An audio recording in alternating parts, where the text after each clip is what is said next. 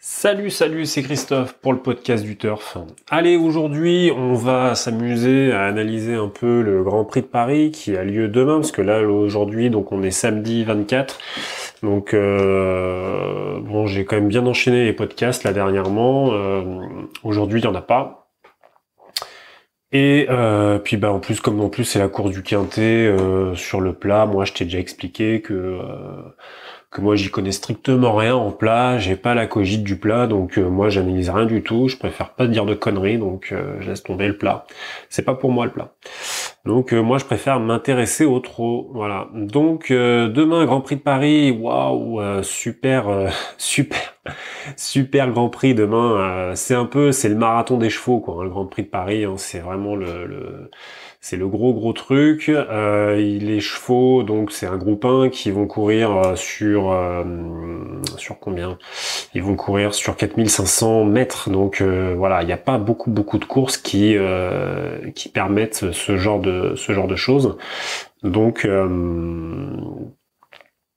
voilà, donc Grand Prix de Paris, c'est un prix un peu spécial. C'est un prix un peu spécial, c'est un prix qui est donc en fin de meeting d'hiver.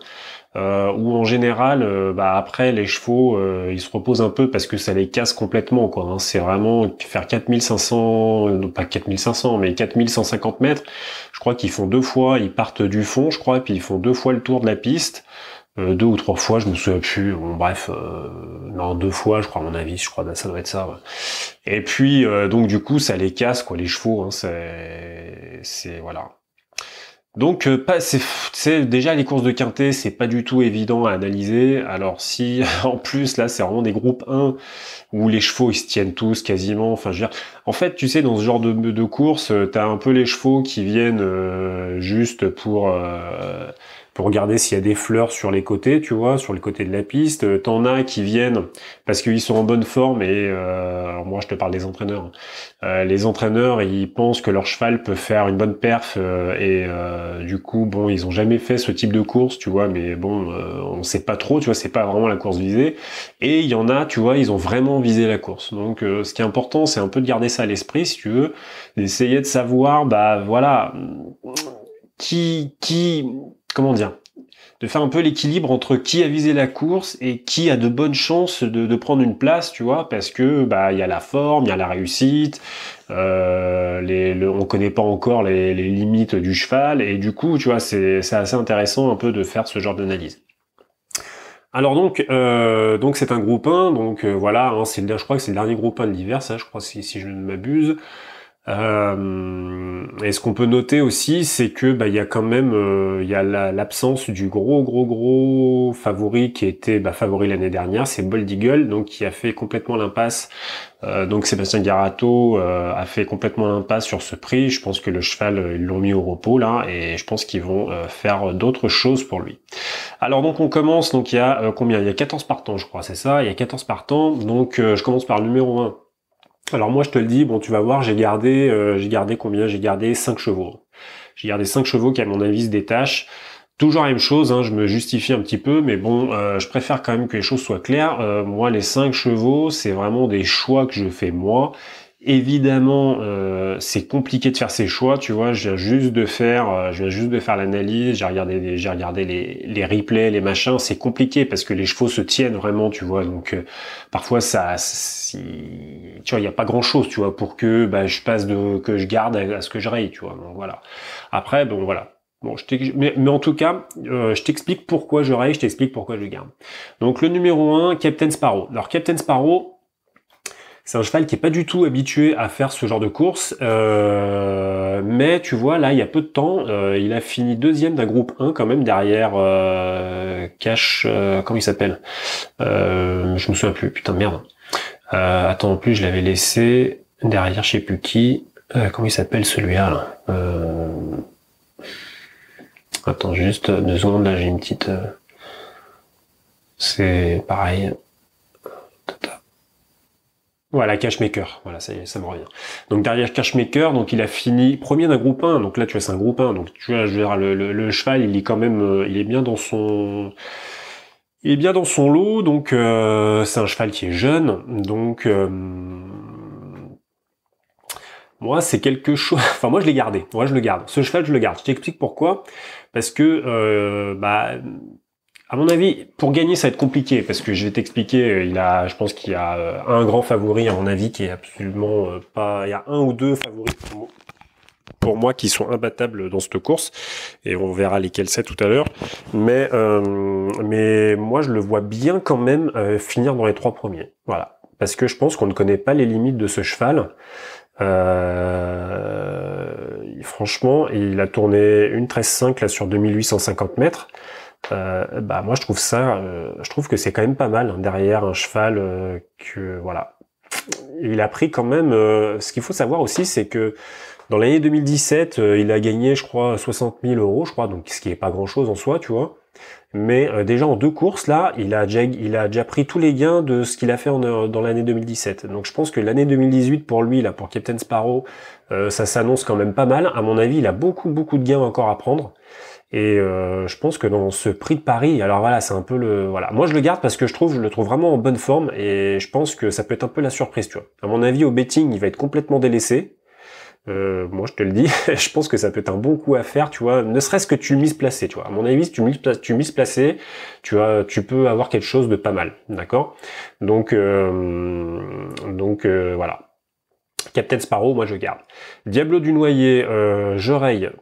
Pourquoi je raye? Alors bon, c'est un cheval qui est quand même habitué aux courses de groupe. Mais à mon avis, ça me semble vraiment compliqué pour lui d'arriver ne serait-ce que dans les 3-4 premiers, peut-être une 5e place éventuellement, mais franchement moi je parierais pas dessus. Donc voilà, moi je te dis je raye. Puis voilà, je trouve que sa course elle est un peu rapprochée là, tu vois. Sa dernière course c'est le 18 février, donc c'est vraiment proche là, tu vois. Demain c'est le 25.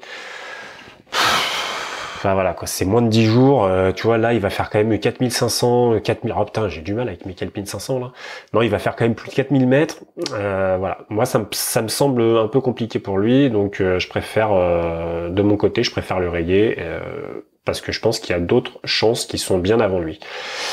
Ensuite le troisième, Apollon de Cassis, donc pareil c'est un très très bon cheval Apollon de Cassis, donc de toute façon là c'est tous des très très bons chevaux, hein. Je vais pas non plus te faire la rétrospective de tous les chevaux, mais ils sont tous, ce sont tous des groupes 1, donc c'est tous d'excellents chevaux. Mais voilà, c'est clair que Apollon de Cassis pour les 5 premières places, voilà, moi je te dis, je le mets pas du tout, je le raye. En plus de ça, j'ai pas du tout aimé la drive de son driver, la Dominique Lochneux, la dernière fois quand il était à Cagnes. Franchement, je sais pas, je sais pas trop ce qu'il va foutre avec lui là, mais mon avis, il va tenter un truc à la con, genre il va le mettre devant, il va l'épuiser et le cheval, il va lui rester aucun gaz à la fin et je pense qu'il va finir 9e quoi. Enfin bon, après je dis ça, mais j'en sais rien. Mais voilà, moi en tout cas je le raye, je le sens pas du tout. Donc numéro 4, Cash Gamble. Alors je raye. Cash Gamble, je raye, mais franchement, je me suis quand même, je me suis interrogé sur ce cheval. Après, il faut faire des choix, donc voilà. Cash Gamble, il a quand même déjà gagné des groupes 2. Et là, en fait, il est quand même déféré des 4 pour l'occasion. Si tu regardes un peu, il est... Attends, alors je me remets un peu là sur mes stats, sur mes machins là. Alors les historiques, donc voilà, il a quand même fini, tu vois, il a fini 4e, il était ferré hein, avec Jean-Michel Bazir, il a fini 4e d'un groupe 3, il était ferré. Voilà, enfin moi ça me semble compliqué, tu vois. En plus, les fois où il était ferré, où il était, ouais, tu vois, quand il est déféré des 4, il a fait 2 fois DAI, il a fait 2 fois premier, donc bon, c'est quand même pas mal. Mais là, tu vois, c'est quand même un groupe 1, quoi. C'est un groupe 1, moi ça me semble un peu compliqué pour lui, quand même. Cash Gamble, il a pas l'air au top de sa forme, quand même, en ce moment. Et voilà, je pense qu'en plus, sur la distance, là, ça va être un peu chaud pour lui, là. Alors numéro 5, Call Me Keeper, moi j'ai rayé, pourtant c'est pareil, c'est très très bon cheval, sauf que bah, là ça me semble vraiment juste pour les premières places, même s'il a fait des choses quand même pas mal là ces derniers temps, mais voilà, je pense que... Alors attends, je reviens un peu dessus, parce que quand même, c'est comme je fais l'analyse, je reviens un peu dessus. Enfin, tu vois, il a enchaîné quand même pas mal de courses, hein. En plus, il était déféré à chaque fois. Tu vois, le 14-1, bon, il a fait des AI, mais bon, ça, je pense que c'est parce que non, mais même pas. Ouais, Grand Prix de Belgique, il a fait des AI. C'était quoi? Prix du Luxembourg, il a fait quatrième. Donc, bon, déjà, c'est quand même pas mal, le 27 janvier. Il a enchaîné le 4 février, tu vois, 27 janvier, 4 février. Bon, il a fini deuxième, donc ok, bien, bien, sur un groupe 3. Il a fini neuvième le 11 février sur un groupe 1, avec son entraîneur, la Drive. Voilà, pour le Grand Prix de France. Enfin, moi, franchement, là, Grand Prix de Paris, ça me semble compliqué pour lui quand même. Voilà. Donc, du coup, moi, je préfère le rayer direct. Je vois pas ce qu'il veut, je vois pas ce qu'il va faire de plus. Alors après, il y a une chose qu'il aura pour lui. Je pense que le Meatkeeper, c'est que Daniel Reden a fait appel à Björn Goop, donc un cash driver, qui est un super cash driver. Et c'est vrai que bah voilà, la dernière fois qu'il a eu Björn Goop au Sulky, il a fini deuxième d'un groupe 2 quand même, donc c'est quand même pas mal. Donc le Grand Prix de Belgique d'ailleurs, sur 2850 mètres. Mais et puis même les autres fois aussi, il a fini premier, voilà. Non mais franchement après, Call Me Keeper et Björn Goop, ça a l'air de bien matcher quand même. Moi je te le dis en fait. Pour moi, il est barré. C'est-à-dire que je pense que sur la distance, ça va être trop chaud pour lui. Il a trop enchaîné les courses là depuis janvier. Je pense que ça va être trop dur, à mon avis. Mais voilà, Björn Goop quand même, c'est quand même pas mal. C'est quand même pas non plus, c'est pas le, il est, si tu veux, il est pas là pour mener des ânes quoi. Donc je pense que ça peut être pas mal. Mais bon, moi je le raille perso. Voilà. Donc le 6, Best of Jets. Alors moi, ce qui me rebute avec ce cheval, c'est que bon, il a fini quand même, je crois, Best of Jets, il a fini quatrième ou cinquième du Grand Prix de Paris de l'année dernière, donc tu vois, il a de bonnes références quand même, ce Best of Jets. Maintenant, ouais, il a fini cinquième quand même. Maintenant, moi, la drift de Tony Le Belair, moi, je suis pas fanat quand même déjà. Et puis voilà, pour moi, il manque de fraîcheur, quoi. Enfin, voilà, il a fait, bon, tu vas me dire, il a fait 2 courses, hein, mais bon, ouais, non, je sais pas, moi, je le raye, je le sens. Le Best of Jets, je pense qu'il est trop barré. Façon, à un certain niveau comme ça, t'as des chevaux qui sont devant, quoi. Enfin, je veux dire, tu vois, voilà, les gars, à mon avis, à mon avis, t'as trop de chevaux, tu vois. Enfin, voilà, t'as trop de chevaux qui sont devant, donc ça va être un peu chaud pour lui. Ensuite, Briac Dark. Alors, Briac Dark, pour moi, c'est le... Alors, à mon avis, c'est... De toute façon, mon Briac Dark, il va finir dans les 3 premiers, c'est sûr. Faut absolument que tu le mettes dans tes tickets si tu commences à faire du tiercé, voire même du couplet. À mon avis, tu peux même le mettre dans un couplet. Gagnant, je parle. Hein. Parce que c'est un super cheval et qui, à mon avis, il a encore pas mal de gains à prendre. Parce que là, je pense qu'en 2018, là, il y a une grosse année là qui s'annonce pour lui. Et c'est un habitué des groupes. Moi, je vais pas te faire sa rétrospective, quoi. Mais bon, grosso modo, et qu'est-ce qu'il a fait, Briac Dark? Il a fini quatrième du Grand Prix de France, tu vois. Donc derrière, comment il s'appelle, Boldigal, Bélina Josselin, et puis le troisième, c'était qui? Je me souviens plus. Attends, je clique dessus parce que je suis sur le machin là. Et propulsion, quoi. Enfin, tu vois, bon, voilà. Ensuite, il a fini quand même cinquième de l'Amérique, hein, parce qu'il a, je vais pas t'expliquer ce que c'est que le prix d'Amérique, quoi, mais bon, voilà. Il a fini troisième du Grand Prix de Bourgogne, enfin bon, bref, quoi. Enfin, je pense que c'est une grosse base. Briac Dark, tu peux pas t'en passer, hein. Et je crois qu'en plus, il a fini, si je ne m'abuse, il a fini deuxième. Il a fini deuxième du Grand Prix de Paris de l'année dernière, hein. Donc derrière Bold Eagle. Donc franchement, franchement, voilà. Enfin, s'il y a un cheval qu'il faut que tu gardes, enfin moi je te dirais, il y a même 2 chevaux qu'il va falloir que tu gardes. C'est vraiment celui-là, Briac Dark. Du Briac Dark, tu ne peux pas du tout le laisser de côté. Moi, il y a juste une chose qui me rebute un peu dans Briac Dark, c'est que je trouve qu'il a eu un enchaînement de courses là. Je me demande s'il va pas être un peu trop crevé quand même. Donc voilà, c'est un peu le seul truc qui me, voilà. qui me rebute.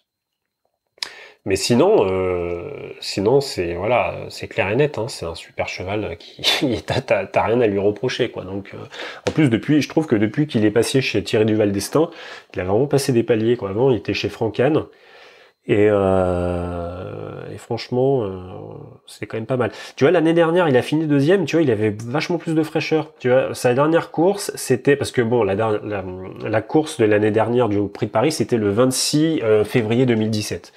Et sa dernière course d'avant, c'était le Grand Prix d'Amérique. Il avait pas couru le Grand Prix de France. Donc Thierry Duval d'Estaing, je pense qu'il avait vraiment préparé, tu vois, il avait fait l'impasse sur le Grand Prix de France pour le préparer au Prix de Paris.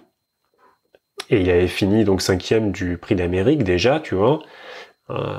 Donc là, tu vois, l'enchaînement de courses quand même.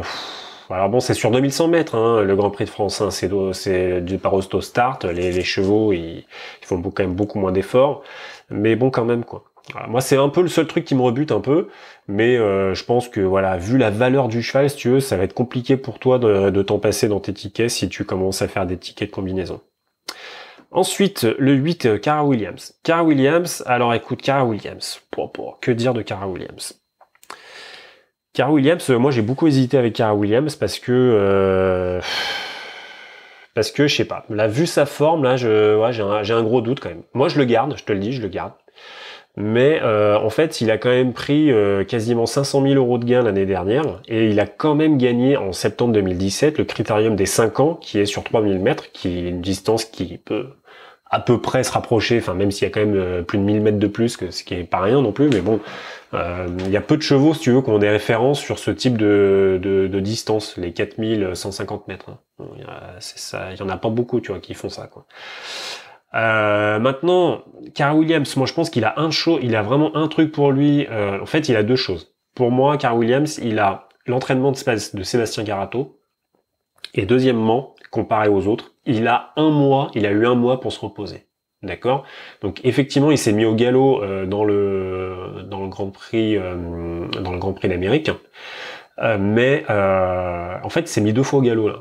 Il s'est mis au galop dans le Grand Prix de Belgique et il s'est mis au galop dans l'Amérique. Vraiment dans la dernière ligne droite. Hein. Que dire? Donc, enfin, voilà. Moi, c'est un peu le truc qui me rebute un peu, c'est, je sais pas dans quel état il est, quoi. Enfin, tu vois, voilà. Est-ce qu'il est bien en ce moment? Moi, je pense que c'est pour ça que je le garde. C'est parce que je pense que Garato, là, il a vraiment préparé, quoi. C'est-à-dire qu'il a fait l'impasse sur le prix, contrairement à Briac Dac, par exemple. Il a fait l'impasse sur le Grand Prix de France. Et je pense qu'il l'a préparé pour le Prix de Paris, quoi. À mon avis, je pense qu'il va arriver, tu vois, aux petits oignons, avec de l'échalote, avec une petite sauce bien faite, là, tu vois. Je pense que, voilà. Je sais pas pourquoi. Hein, ça se trouve, il va être complètement délaissé au betting parce que vu ces 2 derniers résultats, je pense qu'il y a peut-être les parieurs qui vont faire l'impasse dessus, qui vont lui préférer d'autres chevaux. Mais sincèrement. Cara Williams, ça peut être quand même pas mal. Enfin, voilà. Moi, je te le dis, hein, après, tu fais comme tu veux. Allez, on passe au suivant, le 9, Ave Avis. Alors, Ave Avis, tu laisses tomber, tu railles tout de suite, faut surtout pas le mettre. Je dis ça, mais ça se trouve, il va arriver deuxième. Faut surtout pas le mettre. Il a d'autres engagements à venir, il est ferré. Bon, laisse tomber, quoi. De toute façon, c'est même pas la peine de le mettre.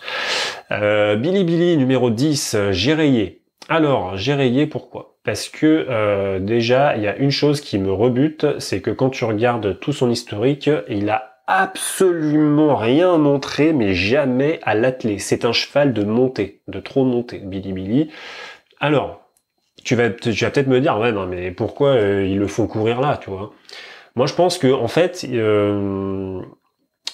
a fait, enfin vraiment, quand tu regardes sa performance à sa dernière course, c'est-à-dire le Grand Prix d'Île-de-France, qui est la course après le Cordelier, en fait. Il a fait une super fin de course. Il était déféré des postérieurs pour la première fois, je crois. Et il a fait, franchement, une putain de fin de course. Enfin, je veux dire, comment dire, il a rattrapé avec une vitesse, il a rattrapé Traders, Traders qui a battu Bold Eagle par ailleurs hein, déjà. Il a rattrapé Traders. Non, c'était pas pour la première fois qu'il était déféré des postérieurs. Il avait déjà été déféré en janvier 2017. Mais voilà, si tu veux, c'est un cheval qui est habitué au groupe 1, quoi, lui. Hein, donc, tu vois, il peut te gagner un groupe 1 facilement, sans problème. Maintenant, là, c'est de l'attelé. Moi, je sais pas. Moi, j'ai rien vu. Alors, c'est vrai que, en général, quand il est couru attelé, c'est pour préparer du monté. Souvent les gens, les entraîneurs qui ont un cheval qui est spécialiste du monté, et quand ils les font courir en trop attelé, c'est pour les préparer, tu vois, pour les mettre en condition et tout, pour voir un peu où ils en sont et tout ça. Là, si tu veux, vu la fin de course qu'il a fait avec ses postérieurs, avec ses sabots déférés des postérieurs là à l'arrière là. Je pense que l'entraîneur là, du coup, il le défère pour la première fois des 4 pieds en fait. Donc c'est qu'il doit avoir forcément un truc en tête. Tu vois, il y a forcément quelque chose. Tu vois, il se dit ouais bon, tu vois, le cheval il est en super forme quoi.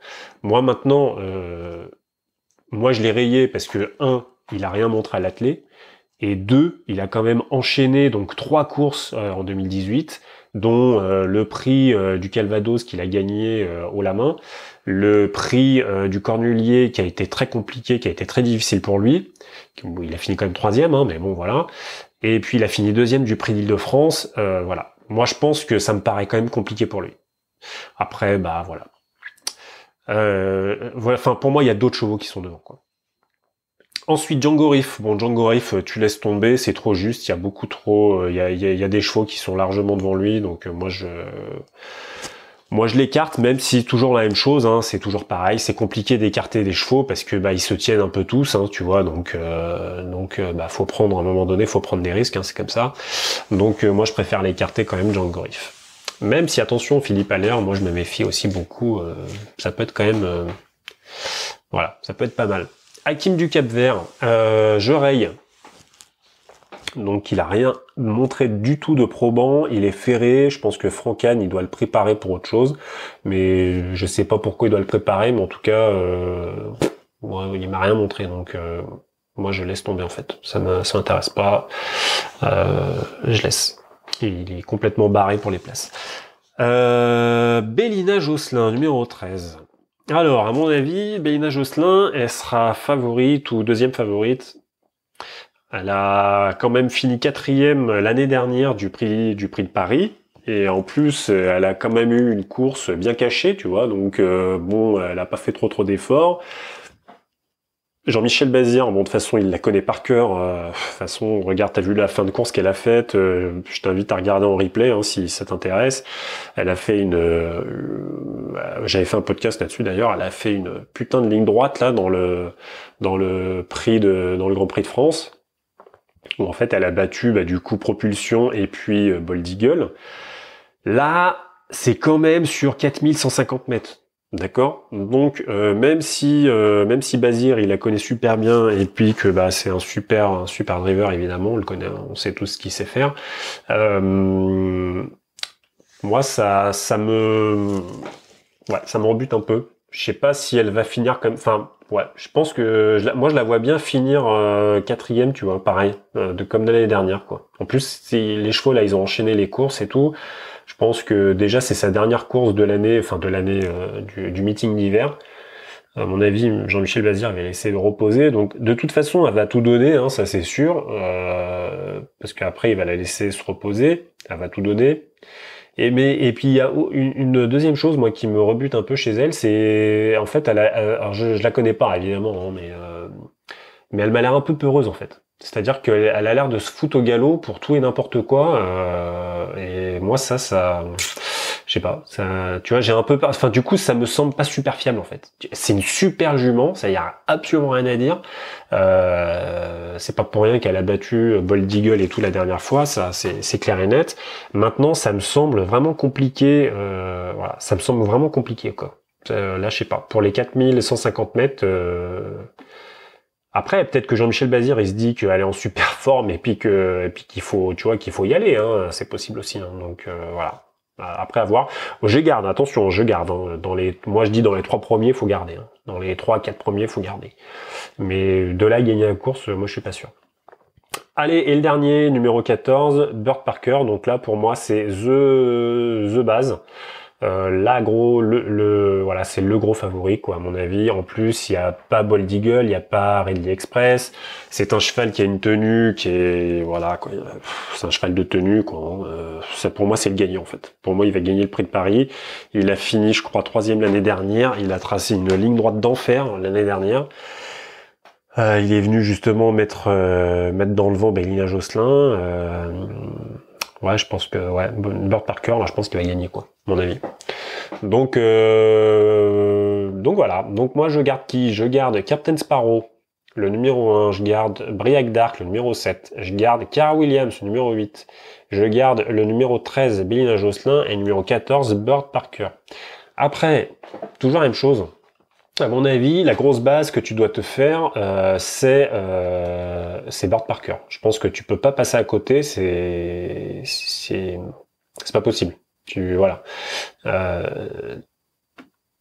Hop, attends, je suis sur mon tableau. Donc Bird Parker, à mon avis, c'est the base. Il faut, s'il y a un cheval que tu dois jouer, par exemple en couplet, en tiercé, c'est lui.